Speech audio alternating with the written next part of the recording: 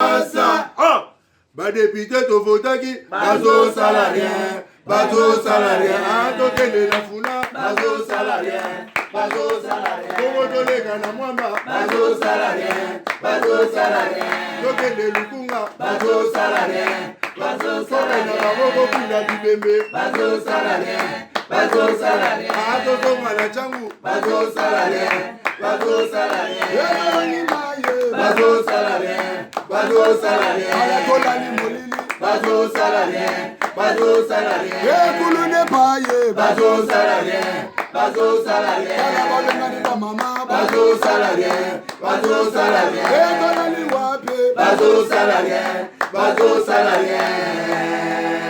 Mbote na bakinois union sobozuli kama ya kolanda humble serviteur na bino Paul Tosua bakinois balobi deuxième évolué que Tosua Paul aza toujours j'étais et je suis et je serai l'initiateur ya bolu que rubrique oyo balé ke belé bazui et ça vraiment honneur na ngai. De même aussi ba magazine belé lingala ba émission belé lingala bima likolo Zakari ba baswe et c'est ça dans un essengongo parce que Zakara créa idéologie ba magazine lingala to soit na créé idéologie ya bolu et Simba et Kanga monde ba to musu ba soma mapango grâce à bolu.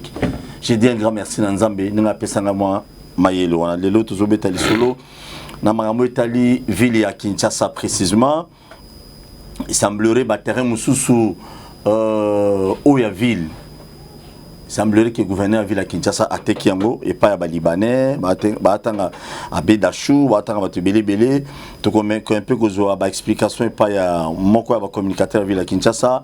Déjà avec la direction générale et la recette à Kinshasa. Qu'est-ce qui se passe? Est-ce que la campagne va banda qui déjà? La campagne va banda déjà ma campagne va impôt foncier est-ce que je foutama? Et puis ceux qui m'ont dit que je foutama ondeni, tout comme on détail nango. Tu rebelles sur le solo à Chadari.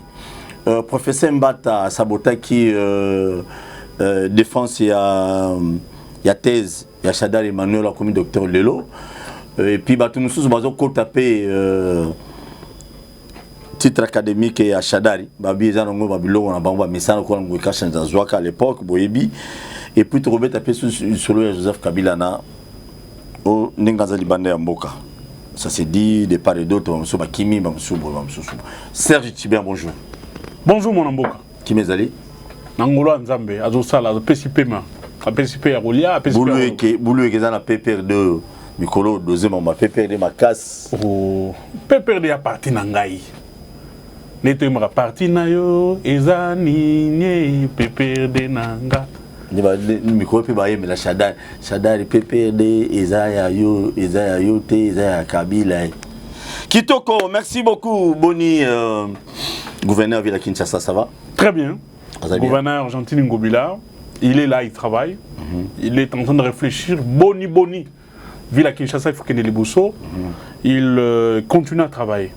Continue à travailler. Bato belé bazolo ba hein, bazana moi ben kiti mukena cité balobi banzela mumbele kikwiti banzela nyonso wana on dirait là lipongi karaboy basa sumsala na ngote gouverneur ayaga neti ko sala ni moi campagne bato bacha eka mais malheureusement za yangote Bandele Souki, Kanenge, Machantia Kabila Banosuka. Paul Toussoua. Serge Tibin. Jantini Ngobila est un homme de parole. Jantini Ngobila est un visionnaire. Jantini Ngobila est un homme déterminé. Ce qui a bandi est loco. Akeda on tina suka. On est lobby.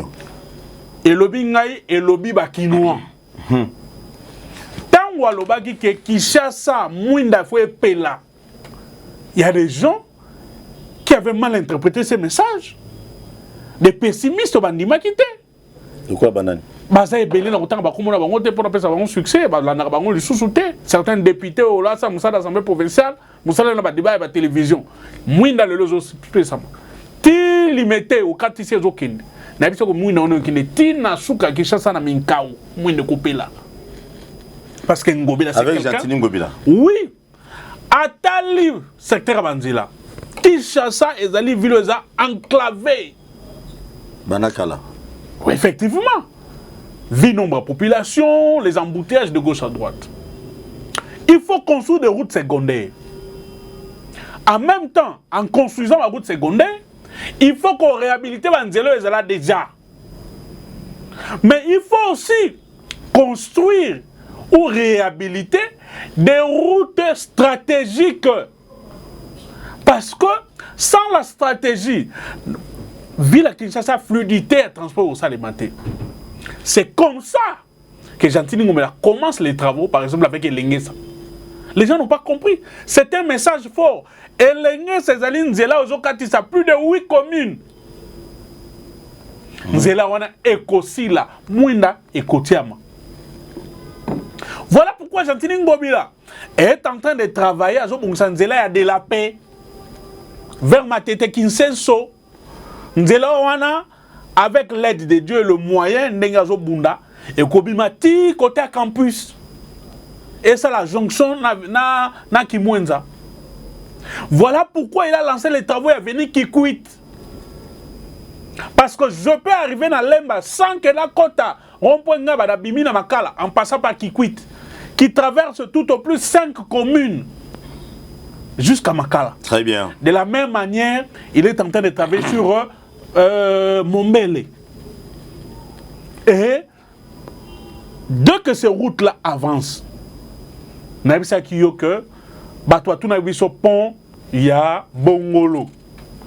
c'est un projet de la ville qui devait être financé par le gouvernement central. Projet, mais le pouvoir, le gouvernement central n'a pas donné de moyens. Voilà pourquoi cette entreprise n'avait pas commencé. Construction en Nzela. Donc en bref, donc misala nyon soit banzela au gouvernement à la salle. Et zo salema nango et puis et reçu à Nzela. Et reçu à Nzela té. Ça c'est et reçu à Nzela té. Paul Toussoua, je connais Gentini Ngobila. C'est un homme déterminé. Un homme de parole. Un homme de parole. Il ne tergiverse pas. Zandu Bachaki Makelelo, les mêmes députés awa. Na kanko ne ba kote ba tuna Zandu. Zandu angona ezotongama. Beta pesa biloko papa. Zandu angona ezotongama. Les mêmes députés wana kaka député ba plateau à télévision wana. Oh akina kosala musala loi nini yesa na tuna député OK maman Zandu papa pesa matière et tongama toté. Loi nini yesa sala na assemblée provinciale o ko bénéficier pas ba kinwa exact. Zandu bando tongama. Zandu ya wana assainissement salimi calamité botong ezobana. Et puis tenez na Zandu ya typica. Le gouverneur a fait l'itinérance au monde, les travaux ont évolué. Les travaux ont évolué, les gens seront surpris. Ceux qui pensent que Ngobele est en train de dormir sur son laurier, non, le Kouta, Moussala et Kosalema, et des grands travaux vont continuer parce que Kinshasa, il faut la dimension Moussous. C'est ça sa vision. Kinshasa, la grandeur. Banzele Kokoba, marqué par difficulté et tout ça, nous osons croire que Biloko nous Kosalema. Dans le moment opportun. Et Salema déjà. Au même moment, mobilisation recette aux Salema et tout ça, Covid des alliés, mais Covid des alliés, excusez pour l'Argentine, n'oubliez pas ça. Le travaux continue. Moins d'appel que Salema. Très bien. Bana bandalong va tourner kinga, moins de kokota bandal. Baza calme. Baza calme. Mais oui, mais moins de comédie triomphale, à part scène, si scène de cette jonction en première, in boulevard. Moins de boulevard Kitoko, limité Kitoko.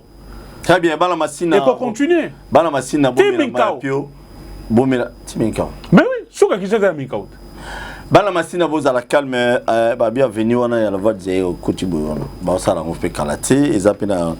Dans le répertoire, il y a un gouverneur en ville à Kinshasa, il y a aussi un problème, ils ont les cas, l'espace vert est belé, le terrain Moussoussou, gouverneur, on dit Kabola, Kabolango, Azote Kango, bon, qui ne va pas comprendre les soutés. Nous, on va dire que nous batol.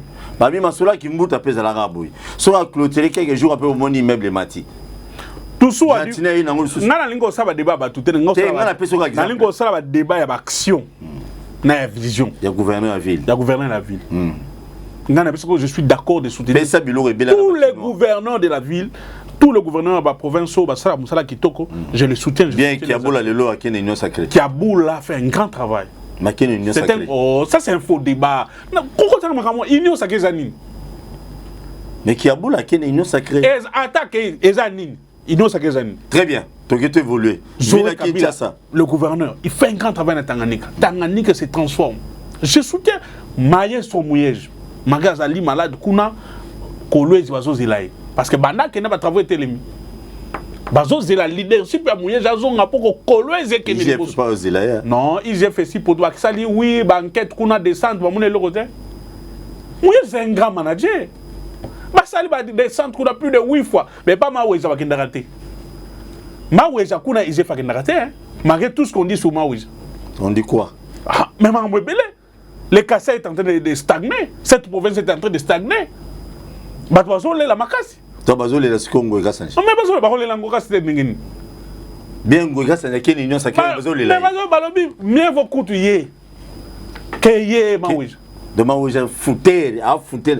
Maweza, oui. Les derniers gouverneurs de la République, c'est Maweza. Les derniers de la Soukapina. Maweza. Oh. Il fallait côté le gouvernement, ils ont combien sur 10? C'est 9,5 sur 10. Merci beaucoup. Wana Maweza. Merci. Ah, comme il y a 9 sur 10. Ngobila reçoit combien? Kabila reçoit combien? Zoé Kabila reçoit combien? Maestro Mouye ça reçoit combien?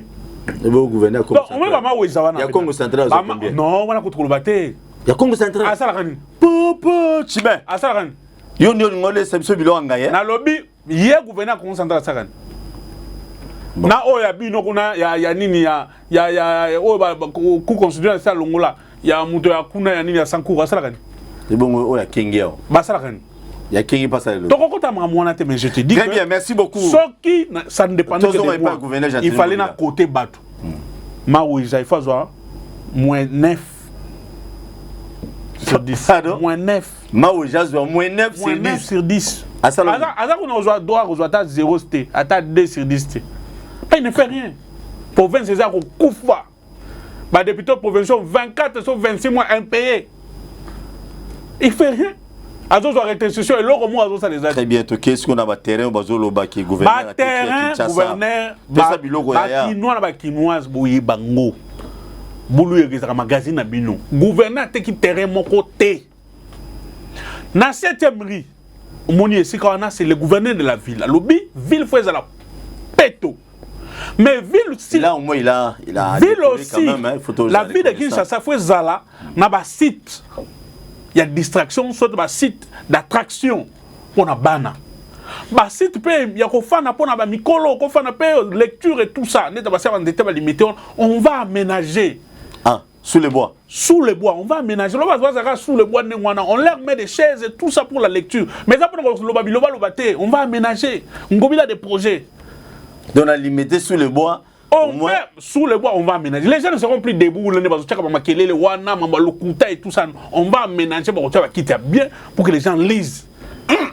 Il y a un moment qui a un parc d'attraction dans cette 7e rue. Ça va permettre aux enfants de jouer. Il y a la coopération entre la ville de Kinshasa et certains partenaires. On a aménager le terrain. Dans la terrain commet. Aux en face à maison Schengen. Mais en face à maison Schengen. Maison, Esther, on a comment il y a c'est kermesse.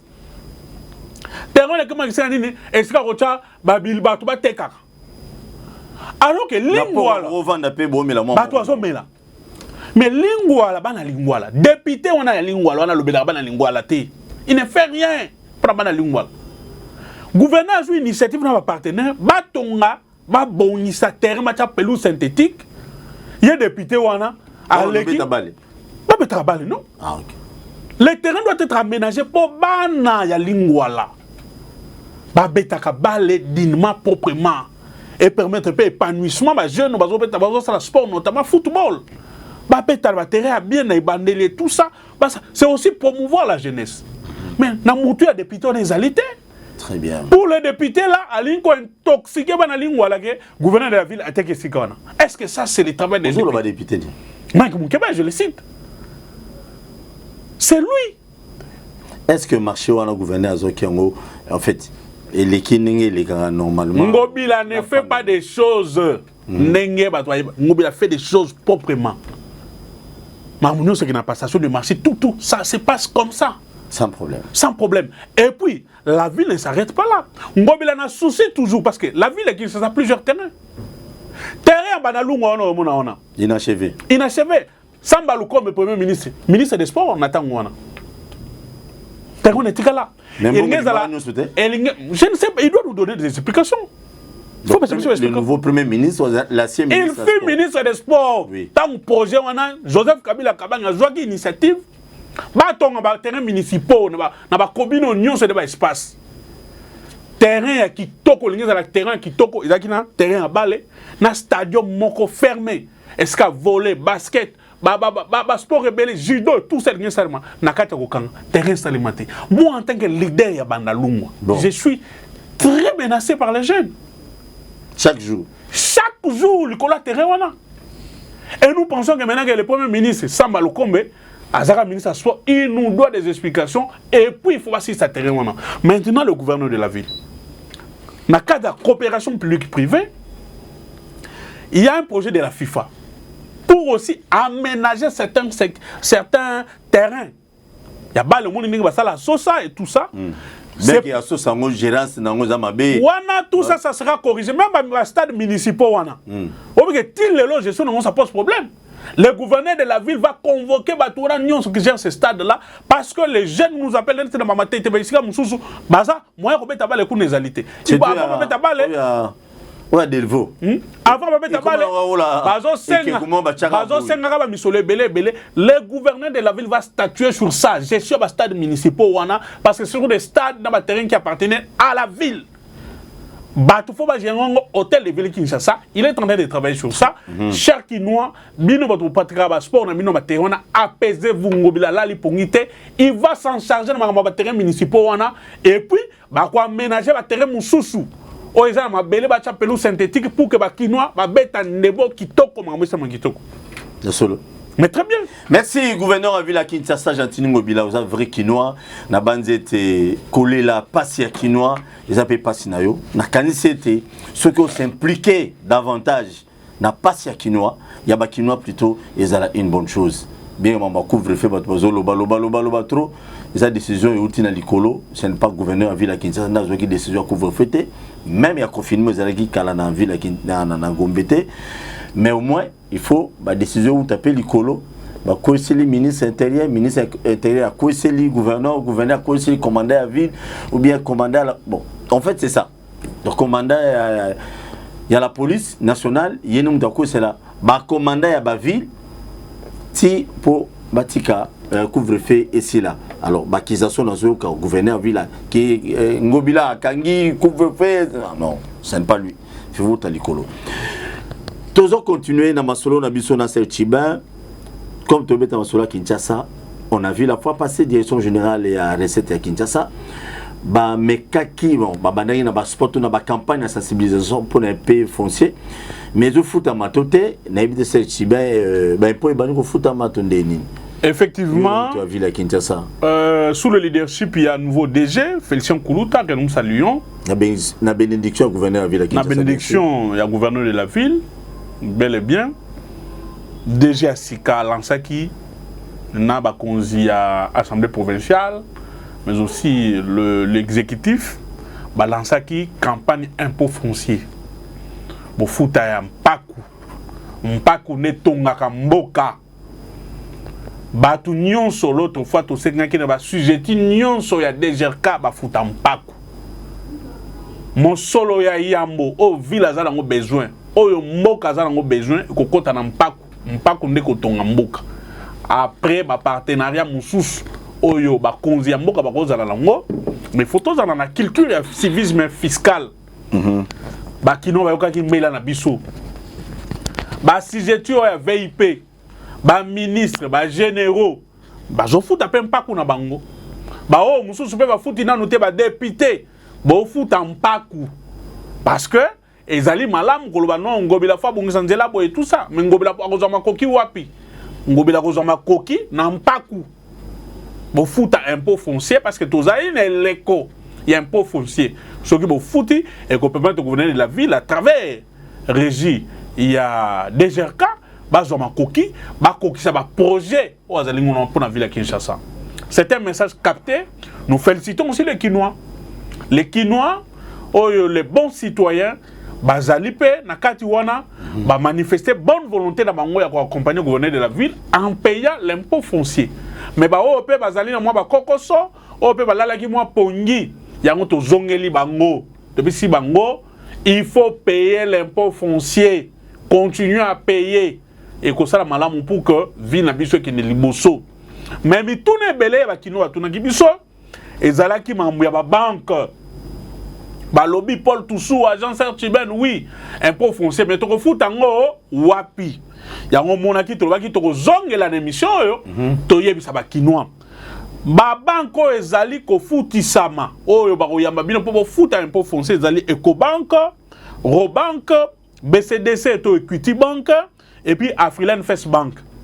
Donc bokoki koleka na babank wana pona kofuta mpaku na bino pour aider le gouverneur de la ville à sa vision na ye ya modernisation ya ville à Kinshasa parce que Kinshasa faut que les liboso mais pour que Kinshasa que les liboso il faut biso nyonso Paul Toussou abaye nyonso bazali comme pour déclarer qu'ils sont déclarés comme assujettis à impôt foncier to futa yango pour que gouverneur de la ville azwa makoki o esengeli pona kokokisa sa vision na ye. Donc yango to sengeli ko zala wana ko pousser bakinois na culture na civisme fiscal mais aussi to pesi merci na déjà cas parce que akangi mabo côté vision ya descente ya ba terrain yemoko jona kenaki na Tchangu Lemba et tout ça je crois que c'est une bonne stratégie aussi na cadre ya gestion participative, mais aussi dans une sorte de communication agissante, déjà qui dans l'équipe à DGRK dans la commune, dans le district, pour nous sensibiliser.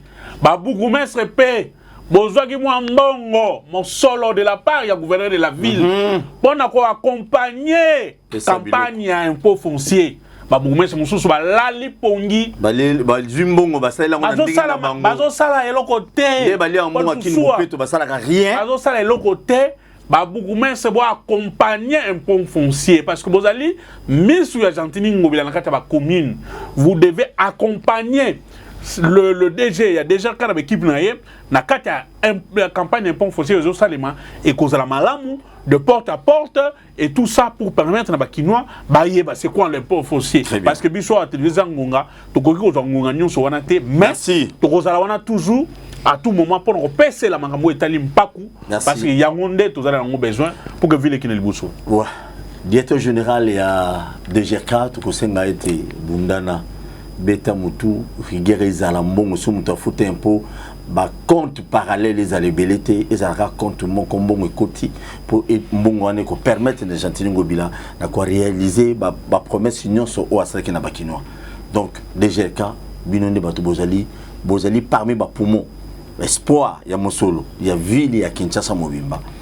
Pour Makambo Kendeli Bosso, nous sommes arrivés presque à la fin. Chadari, Namoni, professeur Mbata Nayoki, je n'affirme pas. Professeur Mbata, Naba professeur Moussoussou, Nabandeko Ebele, Bazoboya, qui doctorat, il y a le docteur Emmanuel Ramazani Chadari. Les docteurs. C'est quand on a ce gars Mouké, Paul Toussou. Nabandeko Jimmy, Nabapatou, Nabandeko Baboya, Nabambo. Le docteur à thèse, le secrétaire permanent Emmanuel Ramazan Chadari Mbote, et c'est Kazali, rapidement, la famille Nyonso, et puis dans le comité Naïmo Bimba, il y a PPRD. Effectivement, je crois que Tozalaki n'a une kin, je crois pas que Caméra a voulu que Zalaki. Emmanuel Ramazan Chadari a présenté qui, toi, Salaki soutenance à thèse Naï. Devant un jury de plus de 6 ou 7 professeurs, éminents professeurs, il y a sens politique dans l'université Kinshasa, Bazalaki Wana, Bagui membre suppléant à Bango, et puis il y avait certains professeurs qui étaient comme public, dans le cadre public, Batuna Kimi Tuna na Bango Nyonso, et pas chef des travaux à l'époque, depuis Moukolo, on a comme professeur, a commis docteur, Bazoa qui t'a un Metuna. Mais l'autre, professeur Mbata, il a des doutes sur le cursus. Il y a Chanel. Les gens entendaient que le professeur Mbataya, évidemment, dans la salle, il y a le professeur Moussoussou Bazalaki, professeur Bochabe, professeur Chulombo, Lumanu, Adolphe, Bonansefou, le professeur Bazalaki Belé, Ngoma Binda, beaucoup de professeurs. Professeur Lumanu Azalaki. Bonansefou Bazalaki. Azalaki Wana. To Sengelaki comme on a Mbata Paya. Il y a un doute à poser question.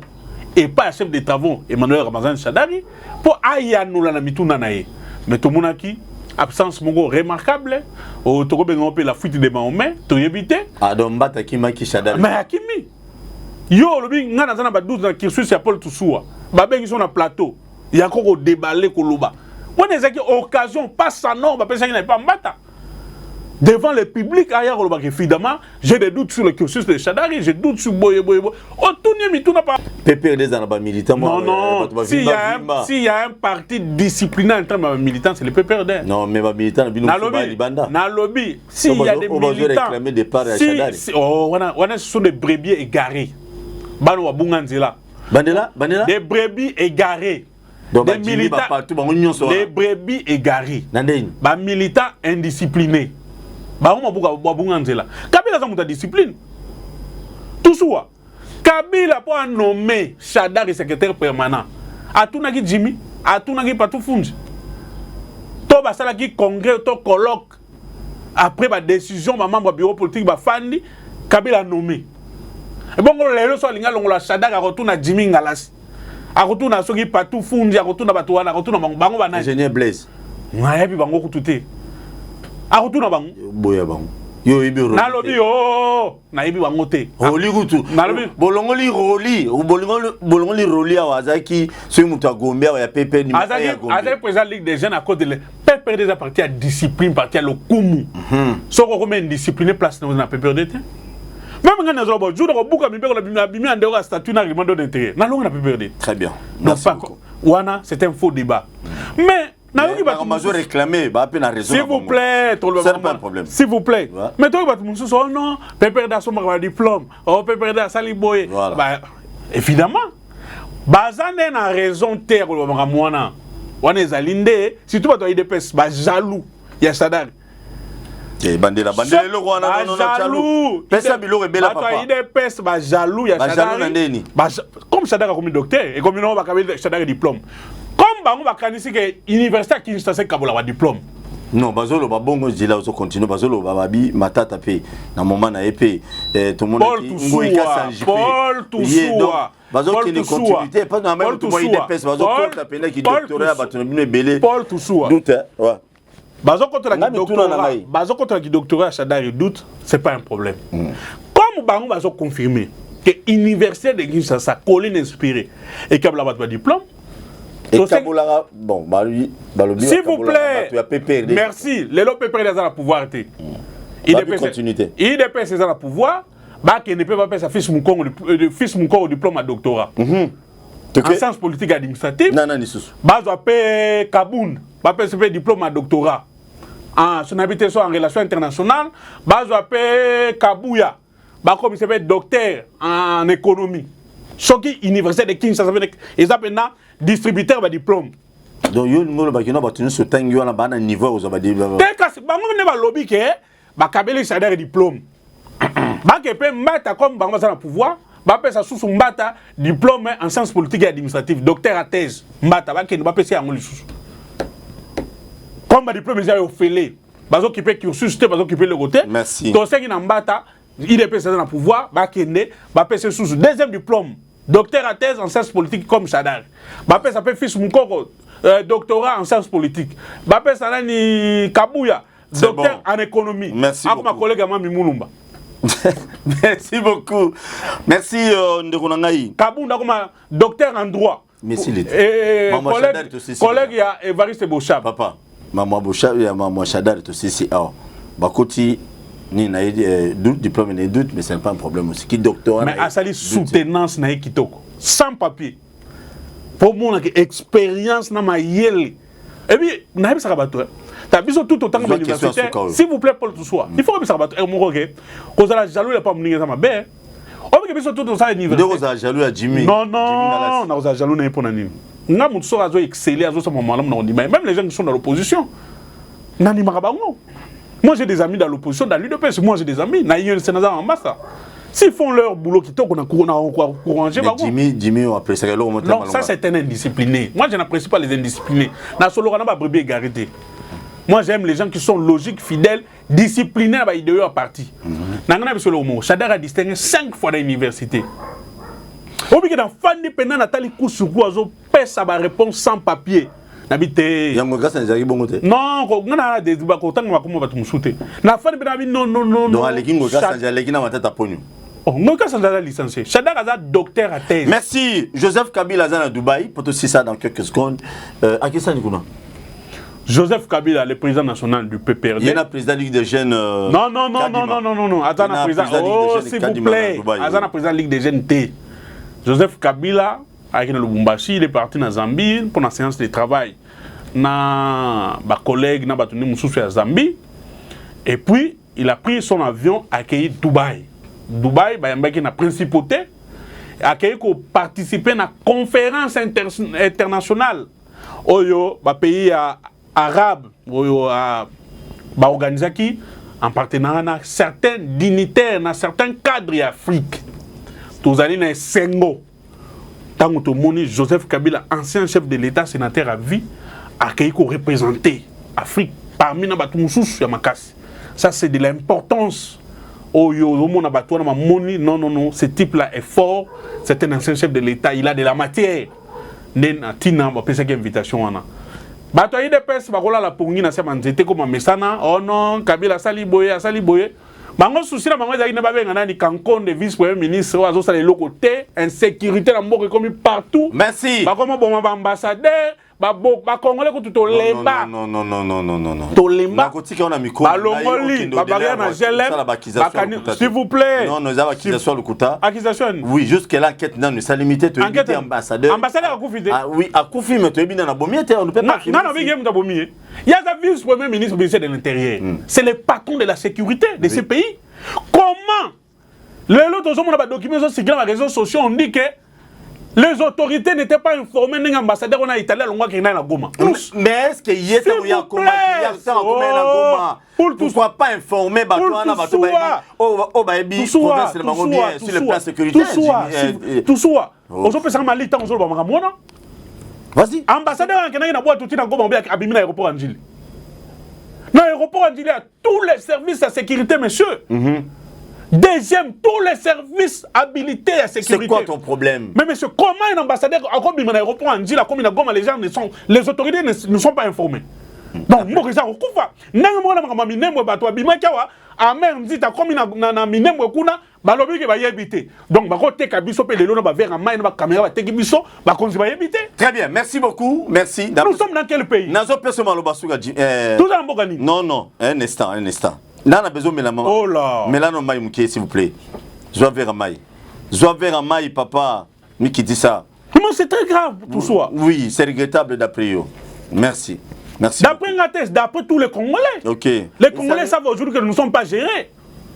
Ok. Comment un ambassadeur osa représenté un bon Longwe Awa a bimi na aéroport Ndjil ba konzi ba yebite ka kena Goma. Merci beaucoup. C'est Chibin. Neba fungoli nzela wana gelem wana après 20 quelques années ba fungoli yango tromo le kaoleki boyo bimi boye donc et ça dit bien quand même. Et ba c'est dit na basana Congolais. Merci beaucoup. Et ba si mai na robinet ba Congolais. Nzela wana ba fungoli. Oh gelem. Eh ba fungoli nzela gelem ne ba to asisi ko kufa na. Bakanga ki yango pona ni. Joseph Kabila Kananga ki yango pourquoi? S'il vous plaît. C'est pas un problème. Vas-y, tu me réponds. S'il vous plaît. Réponds. S'il vous plaît, ne t'agite pas. Moi je Yo muto tuna ki question. Ba fungoli yango na tout nyo sigo. Et ba ki si nini. C'est de la diversion. Le bilan est catastrophique. En termes de sécurité, en termes d'économie, en termes de tout. Okay. Le bilan est catastrophique. Lélo, pendant que justifier l'échec de la pour distraire la population, bah voter les Kabila, bah garde républicaine. Mais Kabouya, secrétaire général de la famille présidentielle, a la garde républicaine. Oh non, tu as l'ongole va barrière dans GLM. Ne pas toi 6, ne retire bon bah tu tout. Ne na ben bah toi recouvre sauter. Est-ce que les Congolais ont besoin de ça? Oh, ballon la barrière dans mon mausolée à musée. Et puis un ambassadeur américain a vu le téléphone, a s'est filmé. Je suis au palais de la nation, comme nous sommes au palais de la nation, à l'est les gens meurent. Est-ce que les Congolais ont besoin de ça? Non, ça c'est de la distraction. Merci beaucoup. Donc, toujours rappeler, toujours na bateau. Barrière au Kabila, quand on a GLM, on a quand même l'État pendant des années, Fungoli Yango.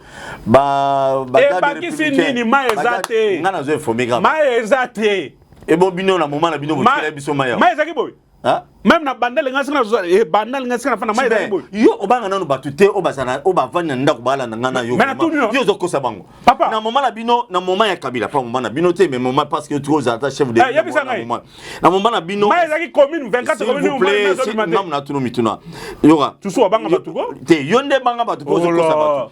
Yo na moment na bino pendant. Les hommes mai ba commune 18 ans. Même na Gombe mai zo maté. Regarde bata pepe. Quand tu sais pas na Gombe mai zo maté. Je ne vous comprends pas. Pendant 18 ans tout moni tout d'abord insécurité totale na yamba ki ba jeune wana pas insécurité hein partout à lobby yora yora Fuji à lobby alors mo capital azam ta pepe yo à lobby boye lobby azonga sa tête partout zongo moi na mai na ngaba zonga sa tête à lobby boye abi Joseph Kabila pendant 18 ans a comme ici ba chada na ba tunyo so na ba millionnaire jeune moroté à pepe datu comme millionnaire to ya konga tu comme millionnaire te.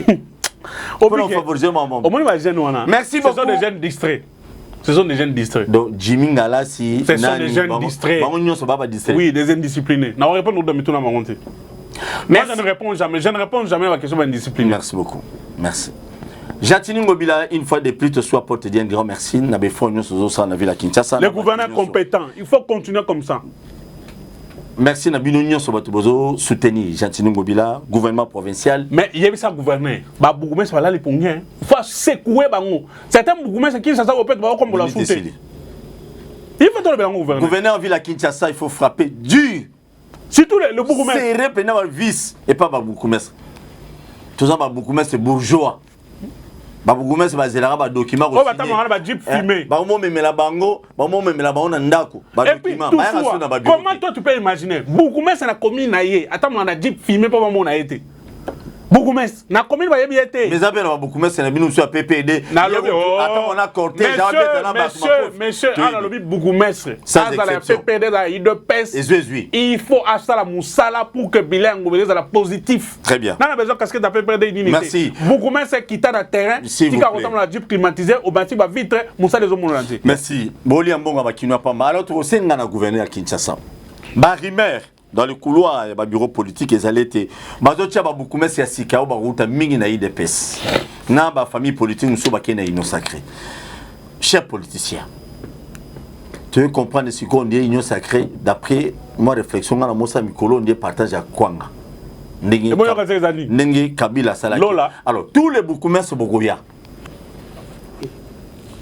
Ba Bougoumé signon so Bogoya na osengete no boya ko récupérer ba piaka bata ba piaka na binote boya ko sala musala pour na ko aider Jatini Ngobila musala neke de liboso dans le sens que nos bilan est la positive à l'exception de bilan mais ba kinoise ba se retrouver. Parce que tous les Bougoumé beaucoup mi patron beaucoup mi parce que nga shada na tina ngai nemi a recommandé ki nga tout ça bobanga na bino gouverneur te bino batu Bogoya celui boye une idéologie qui non comme na muto IDPS Bougoumé c'est na banga gouverneur te oh biso nga na muto IDPS na bangati yema gouverneur alobaki mbalo atoza pile muto ya Fati makala ezela wa tokutani prochainement. Merci beaucoup. Merci Tibin. Merci. Na Congo to telema to lobela mboka Wole to suwa ko bimisa na poasa. Ba député to votaki bazo salarien. To tele la funa bazo salarien. Congo to lega na mwamba bazo salarien. To tele lukunga bazo salarien. Na baboko pila bibembe bazo salarien. Ato tonga na changu bazo salarien. Ala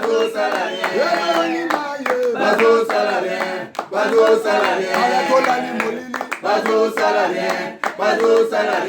Kulu ne paye bazo salarien. Ala bolenga ni ba mama bazo salarien. Kola ni wape bazo salarien.